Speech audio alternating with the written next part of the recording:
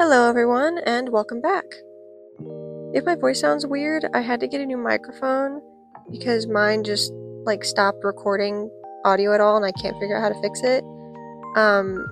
Hopefully this one sounds fine. If it doesn't sound fine, then you guys won't see this anyways, so it won't matter. But just thought I'd let you know I got a new mic, so if I sound weird, that's why. Anyways, I couldn't settle on a topic for today's video since I'll be painting a commission and not trying a new art supply or having a breakdown over a monthly challenge, so I was having some trouble coming up with something to yap about. I ended up doing a poll over on my Instagram. I can't add links to my captions yet, so if you want to check out my other social media, you're gonna have to type it into the search bar like you're in the Stone Age. Anyways, I did a poll on my story and you guys decided that I would be yapping about hobbies, and more specifically why it's important to have them.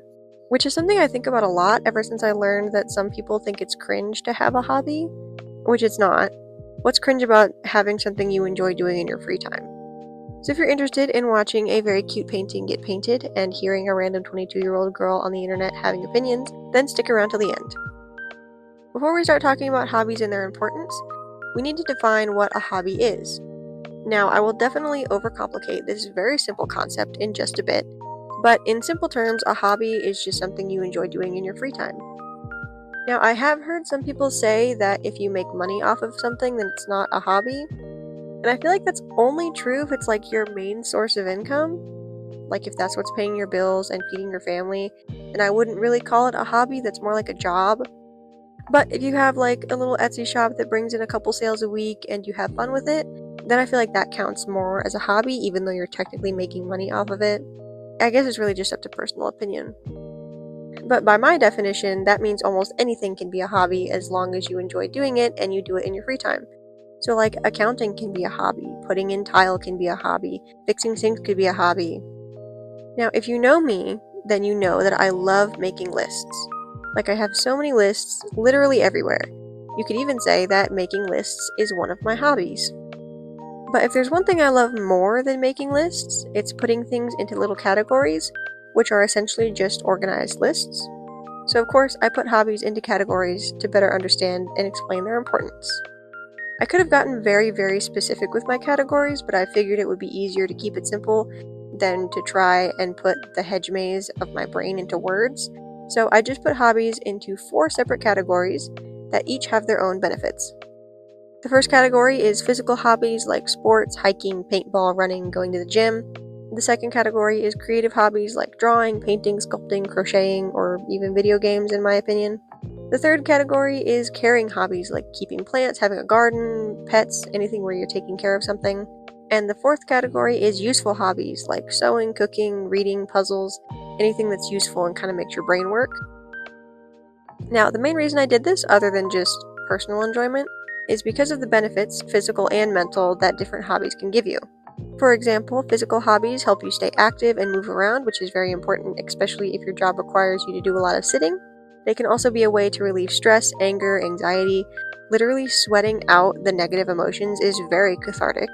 Activities like martial arts can also help with stuff like self-control and responsibility, especially with kids. Creative hobbies are great for your mental health. They give you a sense of fulfillment that you can really only get from making something with your hands, or they can give you an escape from the stress of everyday life or an outlet for you to express your emotions. They also work different parts of your brain linked to stuff like intuitive thinking and working memory. Caring hobbies are pretty self-explanatory. They're where you take care of something, so they give you a purpose when everything else kind of feels hopeless. Like having something that relies on you to survive, whether it's a plant or a pet, can help you get out of bed in the morning and give you a reason to keep going. This is especially important for people who are really struggling with their mental health and feel like there's really only one way out for them. Useful hobbies are, you guessed it, useful in one way or another. Like sewing, you can make your own clothes and mend the ones you have. Cooking is pretty self-explanatory. Reading can teach you new skills. Puzzles can work your brain. Soap making would come in handy if you ever needed to prove yourself to a group of survivors so they don't leave you for the zombies. Stuff that's useful.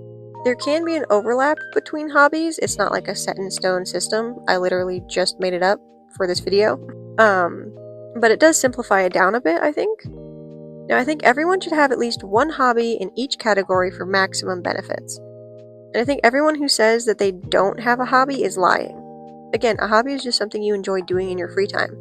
So like if you like going on walks with your dog, congratulations, you have both a physical and a caring hobby. If you like playing video games, you have a creative hobby or a useful hobby depending on what kind of games you play. If you like, I don't know, doing math, you have a useful hobby. If you like playing Just Dance with your friends, that's a physical hobby. If you think the earth is flat, then that's a useful hobby because you're improving your debate skills, and a creative hobby because you're coming up with new ways to prove that everyone else is crazy and you aren't. There's no limit to what can be considered a hobby, and there's also no limit to how many hobbies you can have. Take it from me, I would say I have about 18 hobbies that I can think of right off the top of my head that I like engage in regularly, and I can confidently say that I have at least one hobby in each of the categories that I made up. Actually, I'm willing to bet that I can categorize any activity into one of my categories and make them a hobby. So comment your hobby or a random activity and I will categorize it so fast. Aside from the mental and physical benefits that having a hobby can have, there are also social benefits. Making friends is so much easier when both parties have a common interest. Like if you go out to events or shops that relate to your hobby, you can make friends with the people there or at least have some fun conversations with like-minded people. If you're more on the antisocial side like me and prefer to interact with communities online via social media and stuff, you can make friends that way. I've made several artist friends that I talk to like daily just in my time posting on Instagram. You can grow closer with family members through hobbies. Like me and my dad used to hang out and play COD and Batman Arkham together. Every Thanksgiving and Christmas, one of my uncles comes to visit and we play Minecraft and Don't Starve and games like that. I've met most of my friends through martial arts, and I have like a 6-year-long friendship, all because of anime. And it's all because we shared the same hobby, we had something we both liked, and we bonded over it. Of course, that's not the only thing that's important in a friendship. I feel like that's just like common knowledge, I guess, but it is a good place to start. And so far, the pros of having hobbies outweighs the cons. What are the cons of having a hobby, you ask? Well, I'm glad you asked, random citizen.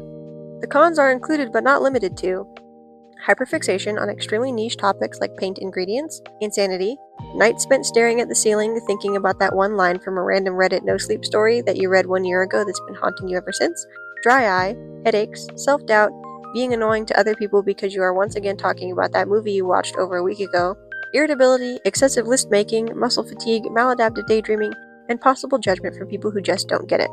Now, most of these just show that you have passion, a lot of it for very specific things, but passion nonetheless. And some of the others are just things that are good for you to learn how to deal with in a healthy way anyways, which makes them a pro, so the cons list is basically non-existent. And if you're like a normal person, then half of these won't even affect you, so you're good. All jokes aside, everything is going to have a downside because nothing is perfect except for cats, iced tea, and 2B pencil lead. But don't let the downside stop you from having a hobby or like trying anything new. So if you're still wondering why it's important to have a hobby, allow me to summarize my inane ramblings. Having a hobby, specifically one from each of the made-up categories that I invented for this video, is important not just for your mental health, but also for your physical health and social life. Hobbies can give you a healthy outlet for your emotions, an activity to keep you active, a useful skill, and a reason to keep going.